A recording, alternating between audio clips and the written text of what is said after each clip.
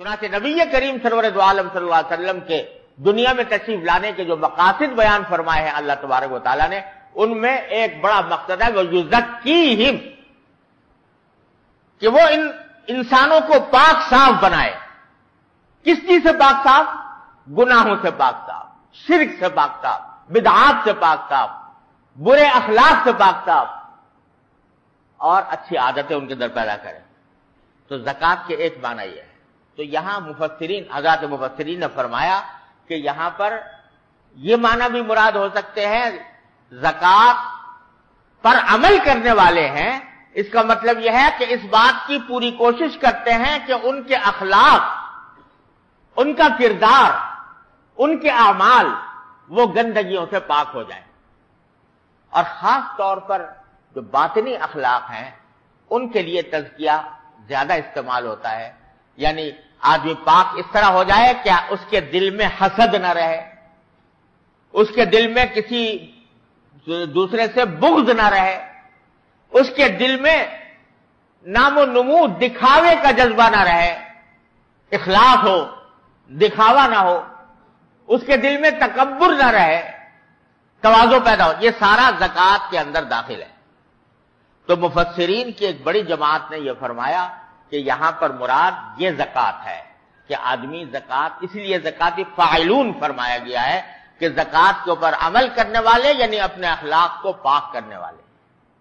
اور بھائی عام طور سے یہ اخلاق کی پاکی جو ہے، یعنی انسان حسد سے محفوظ ہو، تکبر سے محفوظ ہو، بغض سے محفوظ ہو، ریاکاری سے محفوظ ہو، یہ عادتاً کسی شیخ سے تربیت پائے بغیر عادتاً ایسا نہیں ہوتا۔ وجہ اس کی یہ ہے کہ یہ بیماریاں ایسی ہیں کہ جو آدمی کو خود معلوم نہیں ہوتی۔ اگر کسی انسان میں تکبر ہے تو خود اس کو پتہ نہیں چلتا کہ مجھے میں تکبر ہے۔ آج تک آپ نے کسی کو دیکھا جو یہ کہتا ہے، یہ سمجھتا ہو کہ میرے اندر تکبر ہے؟ بڑے سے بڑا متکبر وہ کبھی اپنے آپ کو متکبر نہیں سمجھے گا، نہ اس بات کا اعتراف کرے گا کہ میں تکبر ہوں۔ وہ ایک عربی مثل میں اس کی بڑی اچھی مثال دی ہے۔ وہ فرماتے ہیں کہ متکبر کی مثال اس شخص کی سی ہے جو پہاڑ کی چوٹی پر کھڑا ہو۔ پہاڑ کی چوٹی پر کھڑا ہے ایک آدمی اور باقی لوگ نیچے ہیں، تو جو اوپر کھڑا ہے وہ نیچے والوں کو سب کو چھوٹا سمجھتا ہے، اتنے نظر آ رہے ہیں اوپر سے، تو وہ جو اوپر کھڑا ہے وہ سارے نیچے والوں کو چھوٹا سمجھتا ہے، اور نیچے جو کھڑے ہیں وہ اس کو چھوٹا سمجھتے ہیں۔ وہ نیچے جو کھڑے ہیں وہ اس کو وہ اتنا ذرا سا نظر آتا ہے۔ تو متکبر جو ہے وہ ساری دنیا کو حقیر سمجھتا ہے، ساری دنیا کو سمجھتا ہے کہ یہ میرے سے چھوٹے ہیں، میں ان سے اعلیٰ ہوں، اور دنیا اس کو چھوٹی سمجھتی ہے، کیونکہ جو متکبر ہے اس کی کبھی عزت نہیں ہوتی لوگوں کے دلوں میں۔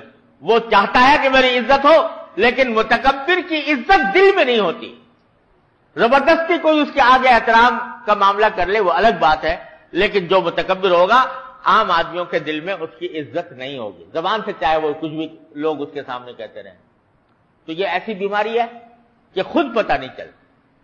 اور اس کے لیے جس طرح جسمانی بیماریوں کو پہچاننے کے لیے کچھ تشخیص کے آلات ہوتے ہیں اور ڈاکٹر اور حکیم اس سے پتہ لگاتے ہیں کہ اس میں فلاں بیماری پائی جاتی ہے، اسی طرح یہ باطن کے جو امراض ہیں ان کو پتہ لگانے والا ڈاکٹر جو ہوتا ہے وہ شیخ ہوتا ہے، جو اللہ تبارک ہوتا ہے، جس نے اپنی خود بیماریاں دور کرائی ہوں کسی دوسرے شیخ سے۔ یہ سلسلہ چلا آ رہا ہے نبی کریم سرور دو عالم صلی اللہ علیہ وسلم سے کہ آپ نے تزکیہ فرمایا صحابہ کرام کا، صحابہ کرام نے تزکیہ کیا، تابعین کا، تابعین نے کیا، تابعین کا، اس وقت سے یہ سلسلہ اسی طرح چلا آیا ہے۔ اور اللہ تعالیٰ نے فرمایا کہ یا الذین آمنوا اتقوا اللہ وکونوا مع الصادقین، تقوی حاصل کرنے کا راستہ یہ ہے کہ تقوی والوں کے ساتھی بن جاؤ، ان کے پاس جا کر ان کی صحبت میں رہو اور صحبت سے ان کی فائدہ اٹھاؤ، وہ پہچانیں گے کہ تمہارے اندر تکبر پایا جاتا ہے اور پھر اس کا علاج بھی کریں گے۔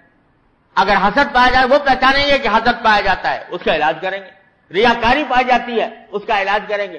یہ مدتوں، یہ بعض اوقات اس کے لیے کچھ پاپڑ بیلنے پڑتے ہیں اور اس کے نتیجے میں جا کر رگڑے کھا کر آدمی پاک صاف ہوتا ہے. ایسے نہیں ہو جاتا, مجاہدہ تھوڑا سا کرنا پڑتا ہے. بعض اوقات ایسے ایسے کام کرتے ہیں. حضرت حکیم الامت مولانا تھانوی قدس اللہ تعالیٰ صدرہ کی خدمت میں جب لوگ اصلاح کے لیے جاتے تھے تو ایسے ایسے علاج تجویز فرماتے تھے کہ جس سے لوگوں کی بیماریاں دور ہوں. کسی کو کہہ دیا کہ بھائی دیکھو, نماز کے بعد کھڑے ہو کر یہ اعلان کیا کرو کہ بھائیو میرے اندر تکبر کی بیماری ہے, دعا کرو کہ اللہ تعالیٰ میری وہ بیماری دور کر دے. تو جو آدمی کھڑے ہو کر مجمع میں یہ کہے گا کہ یا اللہ کہ میری اندر تکبر کی بیماری ہے, مسلمان بھائیو میری تکبر کی بیماری دور ہونے کے لیے دعا کر دو, تو تکبر تو اسی لمحے خاک میں مل جائے گا. ایسا علاج کر دیتے. کبھی کسی کو کوئی یہ کہہ دیا کہ آپ جا کر جوتے سیدھے کیا کرو, مسجد میں جتنے لوگ آتے ہیں ان کے جوتے سیدھے کیا کرو. اس طرح کے علاج کر دیے. اور ہر زمانے کے لحاظ سے, ہر مزاج اور طبیعت کے لحاظ سے مشائخ جو ہیں مختلف علاج تجویز کرتے رہتے ہیں.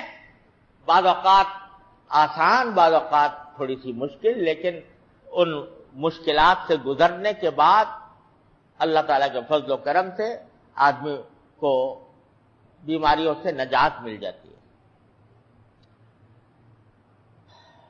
اب میں آپ سے ایک ویسی مثال کے طور پر کہتا ہوں, مجھے تو الحمدللہ بزرگوں کی خدمت پہ حاضری کی سعادت تو حاصل ہوئی, مگر رہے ویسے کے ویسے ہی.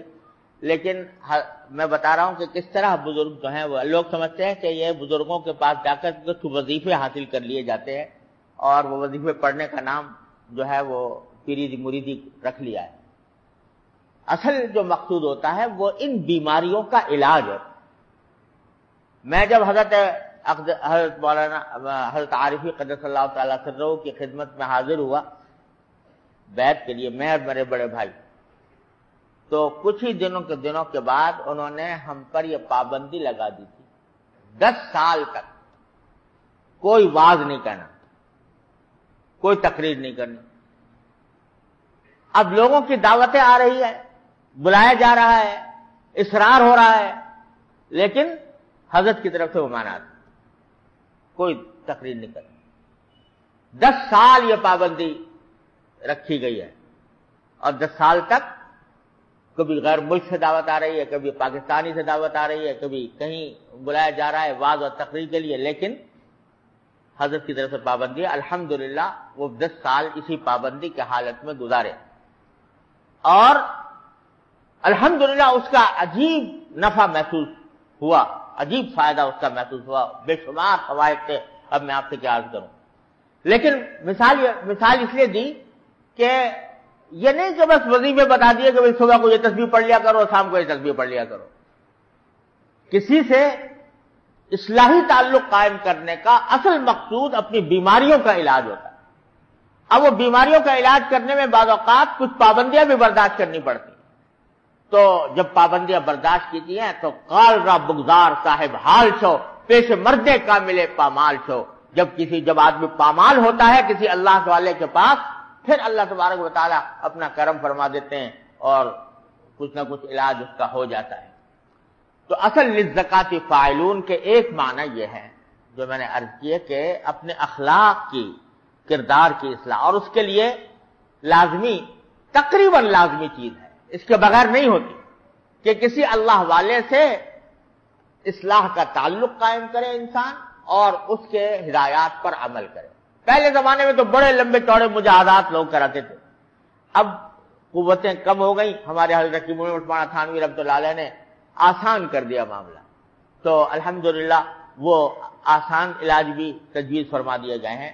گھبرانا بھی نہیں چاہیے. بعض لوگ سوچتے ہیں کہ بھائی ہم کسی جائیں گے, بیعت ہوں گے کسی اللہ والے سے, تو ہمارا تو حال بڑا خراب ہے اور وہ ہم اس کی بیعت کی پابندی نہیں کر پائیں گے, اس وجہ سے جانے کی ہمت ہی نہیں ہوتی. لیکن بھائی اگر پہلے سے پاک صاف ہو تو پھر جانے کی ضرورت ہی کیا ہے. جانا تو اسی لیے ہے کہ کچھ خرابی ہے, اس کی اصلاح کرنی ہے, تو اصلاح کرنے کے لیے جاؤ اور ان سے اصلاح مانگو, ان سے ہدایات لو اور اس کے مطابق عمل کرو.